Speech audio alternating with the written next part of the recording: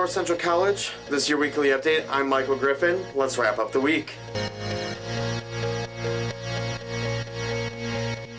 Alright, to start off our week, this first story does come with a slight content warning. This story does include the mentions of suicide and personal experiences with suicide. We look at how North Central has been commemorating Suicide Prevention Month. Dyson Wellness Center partnered with the leading nonprofit for mental health awareness, Active Minds, to put on their event called Silence Packing. In the email Dyson Wellness Center sent to students, they explained that the display was, quote, a display that inspires action around suicide by sending the message that you are not alone, help is available, and we each play a critical role in changing the culture around mental health. Students were able to view different testimonials from people who have lost loved ones to suicide and begins to open the conversation to people who are currently struggling with their own mental health and well-being.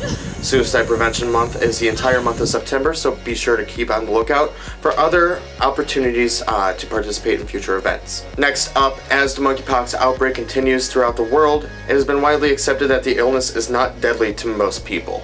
However, earlier this week, the first U.S. death from monkeypox was confirmed near Los Angeles, California. The Los Angeles County Health Department did mention that the individual that had passed away from monkeypox was severely immunocompromised and had been hospitalized for several days.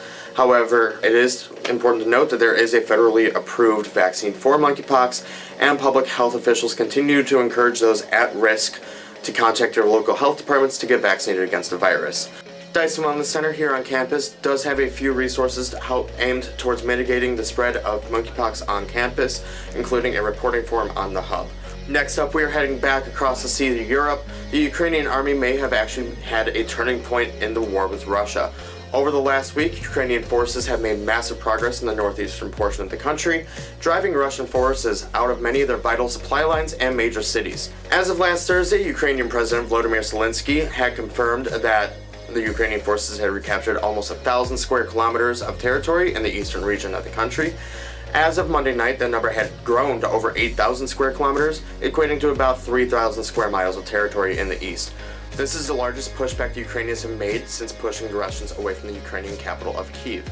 President Zelensky insists that the support from the West is a reason for such an advance, and renewed his request for continued financial and military assistance in order to continue to push Russia out of Ukrainian territory. Coming back home, Elon Musk is once again in the news this week as Twitter shareholders voted Tuesday to approve a new deal with Elon Musk to buy the company for $44 billion. If this deal goes through, Musk plans to pull the company off the public stock exchange and make it a fully private company.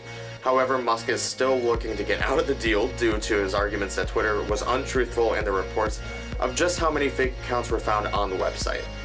While Musk is trying to pull out last spring, Twitter sued Musk with a trial set for mid-October. Until anything comes from that lawsuit, Twitter is continuing the process of selling the company to Elon Musk. We'll be right here when details of that trial surface. Last up, of course, we've got to talk about COVID. On Wednesday, the head of the World Health Organization announced that deaths from COVID-19 had reached a new low since the beginning of the pandemic. The World Health Organization said that the world had never been in a better position to stop COVID-19, and that as vaccinations improve and spread globally, deaths have dropped off steadily.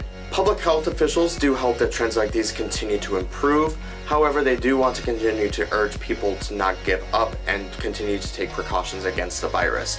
As governments continue to prepare for the upcoming winter cold, flu, and COVID season, they want you to make sure that you are following guidelines from local health departments and continue to get vaccinated against the virus. And that wraps up everything from this week. Please come back next week as we recap all the largest stories throughout campus and our world at large. Have a great week, Cardinals.